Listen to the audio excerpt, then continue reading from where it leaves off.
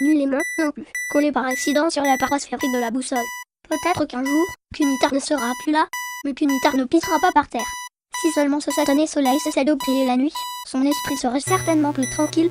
Des mains lui déchirent la bouche. Ce sont des êtres Kunitar en combinaison molle, avec un œil immense et globuleux à la place du visage. C'est le cri sadique de la montre, lorsque Kunitar la regarde une nouvelle fois.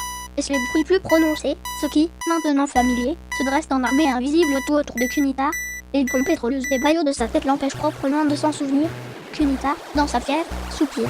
S'il y avait ce bruit, ou plutôt ce silence désagréable, c'est quelque chose qui lui tripatouille en ses follets gros de grenouilles métal. Là la guérison tout près, Kunitar fait trembler la forêt, Kunitar fait trembler la moindre mousse.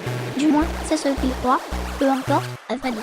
S'il y avait ce bruit, ou plutôt ce silence désagréable, c'est quelque chose qui lui tripatouille en ses follets gros de grenouilles métal.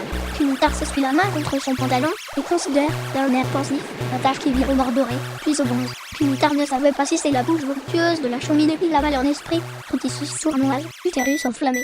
Est-ce les branches griffues des arbres qui l'observent âprement? Kunitar n'a plus très envie de Kunitar. Kunitar, pâteux, à la conception d'avoir bu pendant tous les jours. Kunitar se secoue le poignet, dans l'espoir d'être victime d'hallucinations, et d'hallucinations seulement.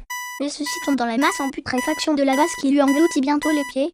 Dans un bruissement d'épines, les chasseurs s'éloignent. Impossible de se rappeler s'il en avait ou non, si même Kunitar eut l'audace d'en apporter avec lui. Ce qui l'inquiète encore plus, c'est qu'il n'arrive pas à définir, véritablement, ce qui l'inquiète à ce point. Un blob, peut-être, oui, un gigantesque morceau de chewing-gum transparent et légèrement gélatineux, avec des zones plus sombres pour les organes tangibles de la chose.